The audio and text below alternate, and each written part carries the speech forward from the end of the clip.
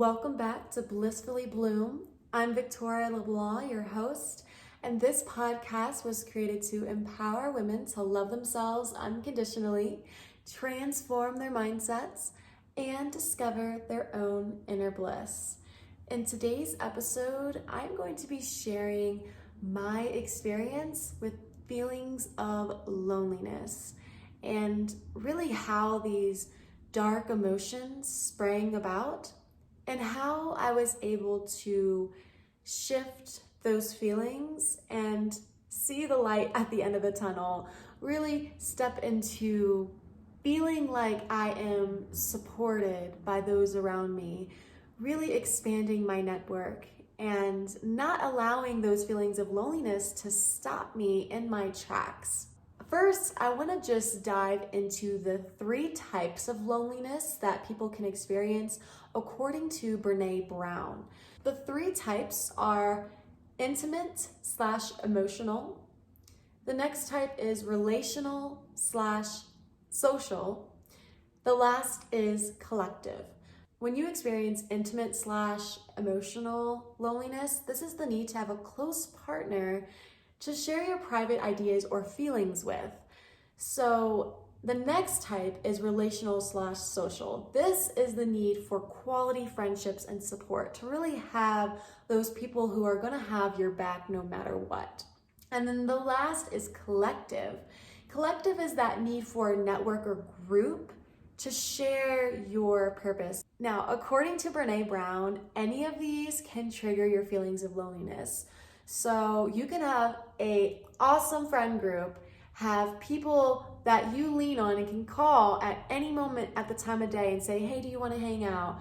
But still feel lonely and still feel alone because you don't have somebody to tell your deepest fears with. You don't have somebody you trust enough to share and be vulnerable and let it out all on the line and be your whole self with another person. So you keep it to yourself. Another way that this can happen is you could also have a trusted partner in your life, but you don't feel like the collective shares your sense of purpose and feel lonely in that sense.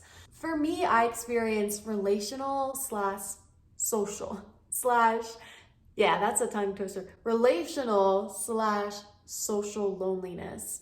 Because during these months that I felt lonely, I had Cooper. I had a close partner, which was Cooper, to share my feelings with, to share those dark emotions or fears that I was experiencing on the inside and voice them out to somebody who I trusted on the outside and kind of get those feelings out of my chest. And when you share something really vulnerable to somebody and they might relate to it back, they might tell you, oh, I remember that time when I was feeling that way too. And then when you realize that somebody else has experienced similar, if not really close to what you are going through, that makes you feel less lonely. Because when you feel like the only person in the room or the only person in the world who is going through something like that, that in itself can be really isolating and can make you feel like you are alone in it, in your journey of life. What happened and how these feelings started to come about is I transitioned from working in person to working online. I was a VIP kid teacher. I taught students who lived in China the English language for a little while. And then when that company shut down, I transitioned into another online company and I worked for Sylvan Learning Center. I tutored students who were looking for more confidence in their math skills. So during the school day, they had a little slot of time where they got on the computer and they were able to log in onto Zoom, and we had a little platform that we used where I shared my screen and I would take them through the tutoring session.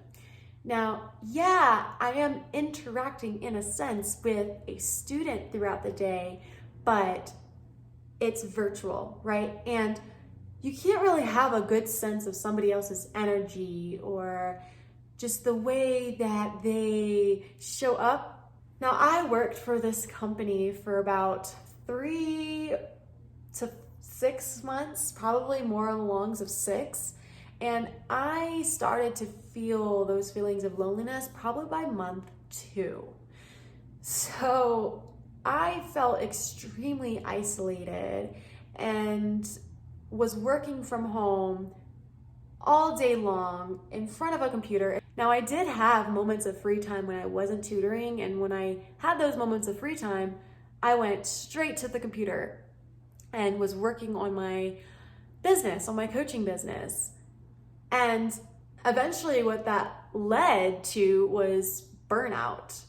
And on top of the feelings of loneliness that I was feeling, I was also feeling extremely exhausted. My energy, there was just no more energy to give, really. And I started to feel really hopeless, which triggered my feelings of depression again, which I moved myself out of for a while, but I started to notice I would get sad like all of the time. And the only interactions that I really had was Cooper, right? I had that close partner. When he came home from work, I had somebody to talk to. That was him. He was my go-to person. He was my only person, though, that I had to talk to.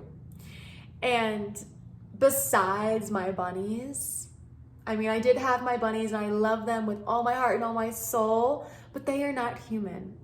We humans, even though it may be hard to admit, we do need others. We need that connection, those deep, meaningful connections with others to make our hearts feel connected, to make our hearts open. When you feel like you are supported by others, your heart chakra blossoms. You don't feel like the only little raindrop in a big, huge ocean, right? We are all in this together. We are a collective, and we are all going through life, this journey we call life, together. Our experiences might be different, right? And our paths may end up looking different, but we all have bones. We all have blood.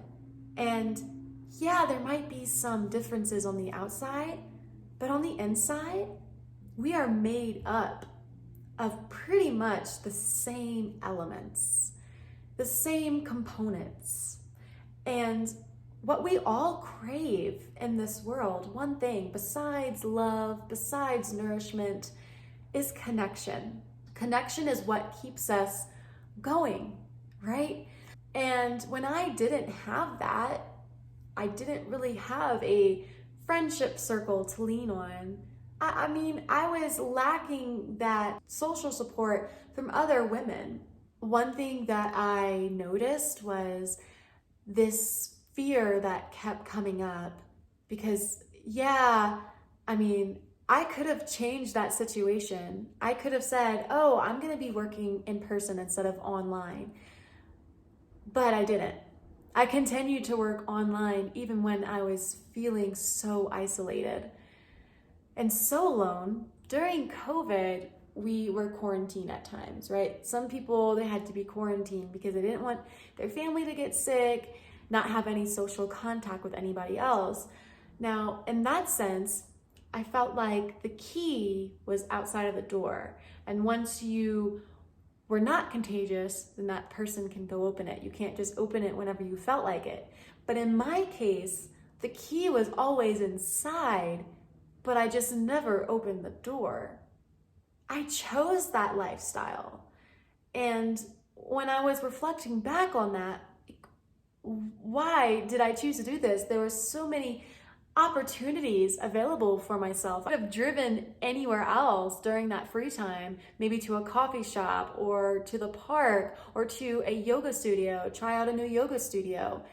And I just never took those chances. I never said yes to the unknown during that time because I think I feared that if I was rejected by somebody else, then those feelings of loneliness, which were on a really high level at the time, would even go higher and increase. And I was really fearful of how that would change things.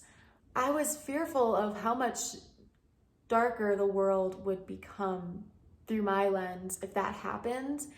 And staying inside was a form of protection for myself. I thought, well, if I didn't give myself the opportunity to be rejected by other people, then I would just keep myself in this bubble, keep myself in this little shell. And if I kept myself indoors, nobody could hurt me.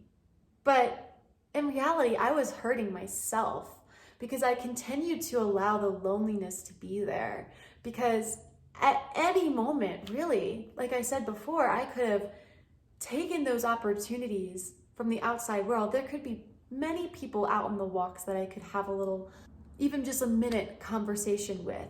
And that would probably settle those feelings of loneliness that I was feeling on the inside. But I just continued to be in that state of mind where I was fearful of the world. I really did take on that fear. This doesn't mean that every single person who works from home is going to feel alone. Everybody is going to experience literally the same things differently. I'm going to have a different outlook. I'm going to have a different experience based on my past experience, based on my present mindset, based on my present beliefs that I have. I'm definitely not pointing a finger at online jobs because they come with their perks. You can wake up and throw on a shirt and be in your pajama pants and be good and say, I'm ready for work. You don't have to commute. Have some extra time on your hands in the morning because you don't have to drive to your work. I mean, there are plenty of pros that I have thought of from working from home. The non-negotiable for me was that I really was going down the rabbit hole of isolation. And I was scared that I was never going to get out of that. I didn't think that working from home was serving me any longer. So that's why I transitioned into working in person again. I want to now dive into how you can navigate through these feelings of loneliness and get yourself out. Really feel like there is an abundant amount of support out there for you. Just so many possibilities to make new friends, to meet new people, to expand your network, right? So in terms of the intimate / emotional, if you feel like you are lonely in terms of that category, you feel like there's no close partner or that one go-to person, like your person to go to when you want to just vent and get it all out and let everything off your chest and share your deepest secrets with, share your fears, share your feelings, and be really vulnerable with them. If you feel like you don't have that person, what I would suggest is to first be honest with yourself, right? Because if you yourself aren't expressing your emotions and really being vulnerable with yourself, how can you be vulnerable with other people? How can you have that close person who you are fully honest with if you aren't fully honest with yourself? So I think with that, it takes practice, and you can do this with yourself.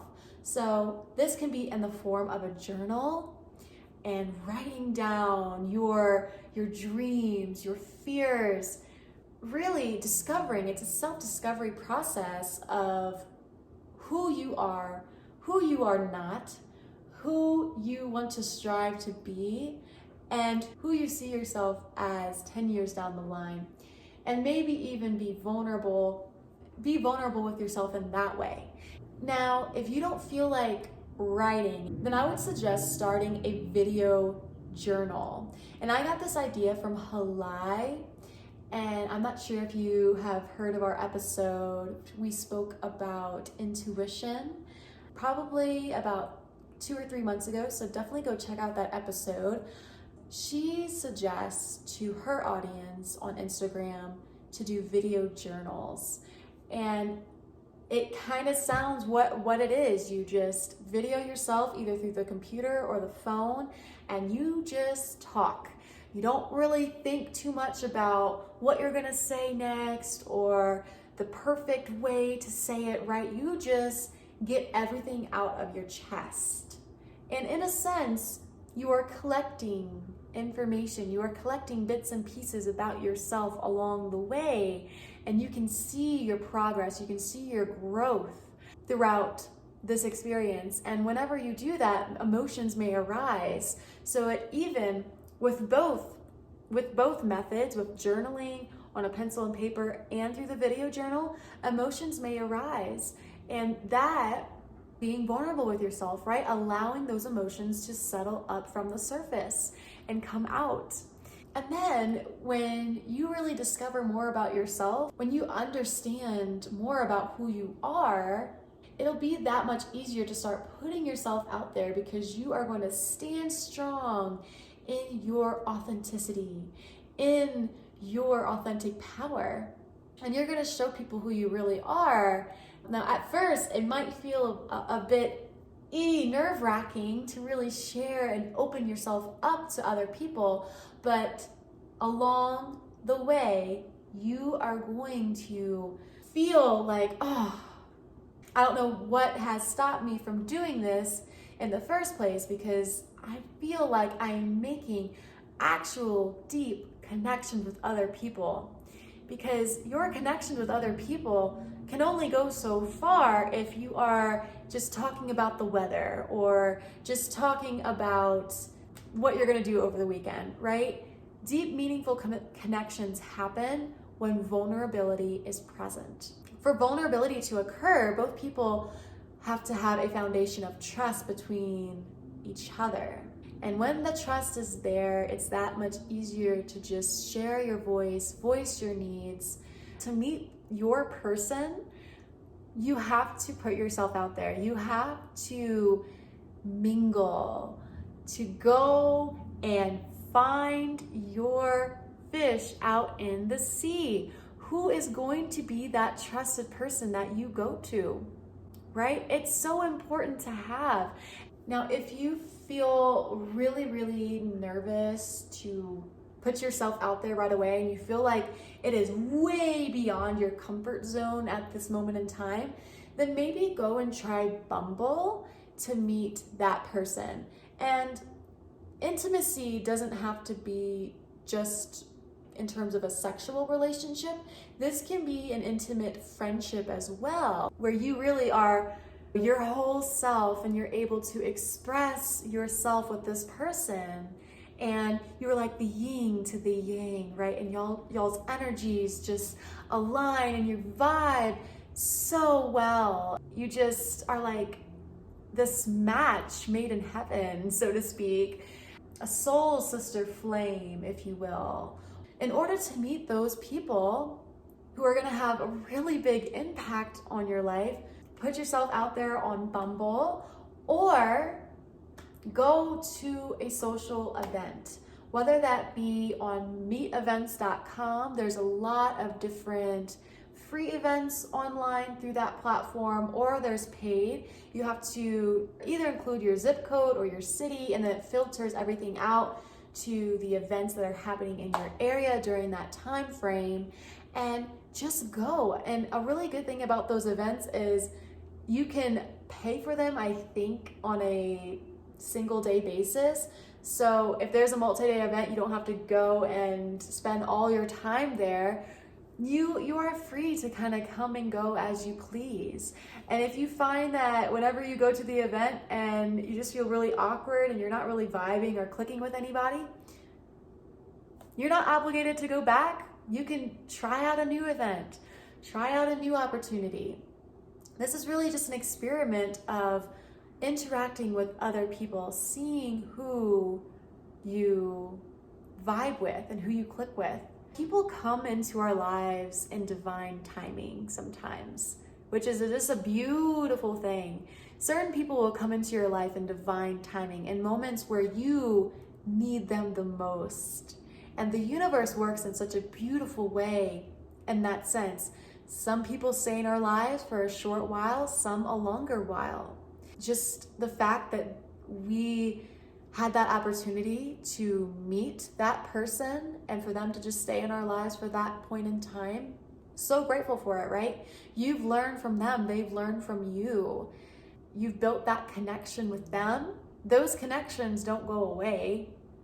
Those memories are going to stay with you and be with you. If you're trying to meet that special person, go out for some dates. Go on a date with them. It doesn't have to be some fancy smancy restaurant. Maybe you just meet up for a movie, or you meet up for a little hike or a stroll in the park. Whatever it is, just kind of get to know them.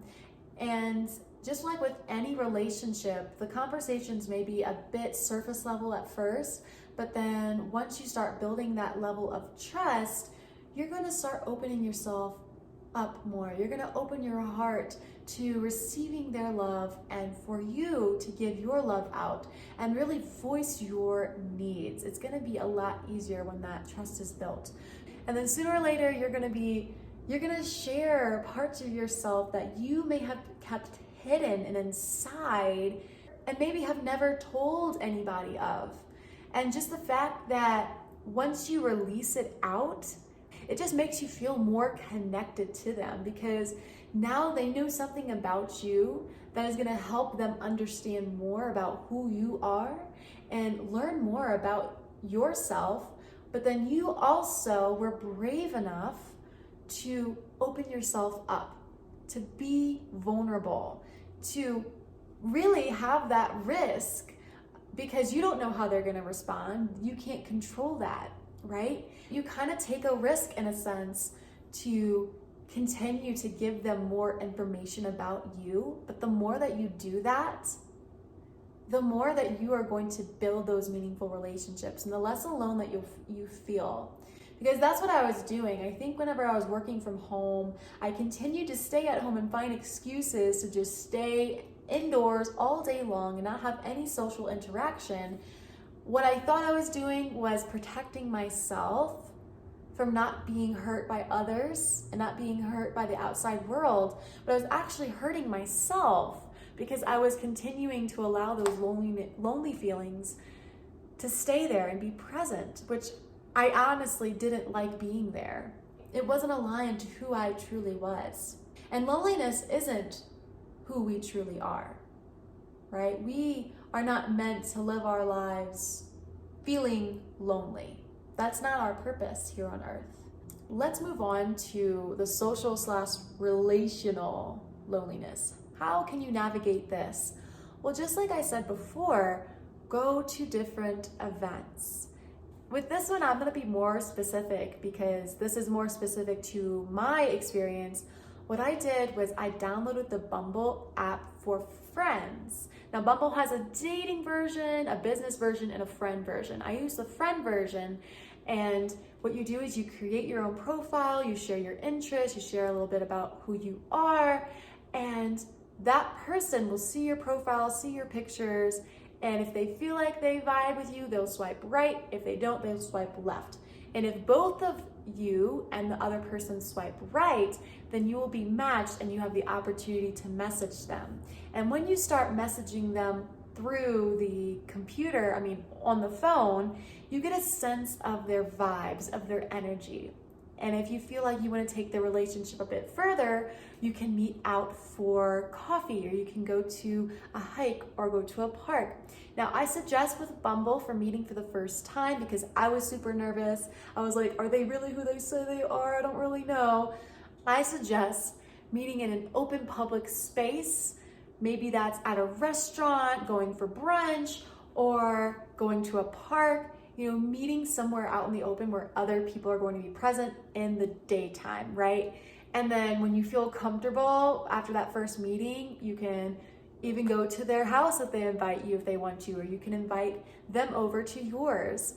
It's really important too, when you're making friends in that sense and building those social interactions, to have more than just one person that you can go to. Because if that one person has plans that day and you really need somebody, you feel that loneliness start to sink in and you're like, oh my gosh, I don't want to feel this way. I really want to hang out with somebody right now. They may not be available 24/7, right? So it's really important to have a couple of different friends to lean on besides just one person. Another thing too with Bumble, you'd be surprised by who you meet, because most of the time people who are on Bumble, they're probably really open, right? They're willing to take those risks because they're on the app, they're putting themselves out there, and who knows, you might meet your soul sister tribe on the app. And it's super neat because if there are people who connect with other people in your community, like I've had this happen where I am matched with somebody and I'm also matched with another person and they've already hung out and they have hung out with other Bumble friends, then you can just meet up with one person and they have all these other friends who they've already met through Bumble and have like a group Bumble meet, which would be really neat because then you not only meet that one person that you connected with on Bumble, you connect with all these other different people and you've expanded your network in just one little setting. So just try it out. And if this is something that you just feel, I don't know. If you've never tried Bumble before, if you have any questions, feel free to ask me. I've used it for about 2 years now, and I really do enjoy using the app. So if you have any questions, feel free to message me on my Instagram at blissfully.bloom. And this is not sponsored in any way, shape, or form. I am just telling you what has worked for me in terms of building my connections. Now, according to Brene Brown, you can also feel that collective sense of loneliness. If you feel like the world as a whole doesn't really align with your purpose and share your purpose. So what you can do with this is it's just shifting that mindset around, well, not everybody is going to have the same views as you. Not everybody is going to be the replica of who you are. And in that sense, you are the only you there is. It can feel kind of scary. Your uniqueness, your differences can feel a bit scary because then you're like, well, who can I connect with? How can I feel like I am a part of something if I am different? And this is where that shift in perspective can really help, because if you lean into your differences and if you look at your differences as a way that stands you out from everybody else, and that it's actually a good thing, because if we were all robots on this planet and we all had the same life experiences and think the same way and do everything because of one single purpose, that would be pretty boring. So we really just have to truly embrace ourselves for who we are and really allow others to shine their light. Imagine you as a droplet, a single rain droplet, but then you are part of the ocean. All of us, all of our droplets create this ocean, and we are really all in it together, right? We are all moving through this journey of life together. When we support one another despite our differences, despite our views on the world and why we are here on the earth, then that is what is going to decrease those feelings of loneliness that you might feel. Really ground yourself in the idea that if we work together, think about how much change we can bring to this world, regardless of what our purpose here is on the earth, whether it is similar to yours or not. If we come together and we actually allow ourselves to fulfill our purpose, think about how much of an impact we would have on the world, on each other, on generations to come. Because as long as you fulfill your purpose, that is your one job. And hey, if you are that cheerleader for somebody else to encourage them and inspire them to also shine their light, that's amazing too. I hope that y'all learned something from this episode, And as always, screenshot the episode, tag me at blissfully.bloom, and share your key takeaway or share any experience you've had with loneliness or moving through feelings of loneliness. And yeah, I will see y'all in the next solo episode. Bye.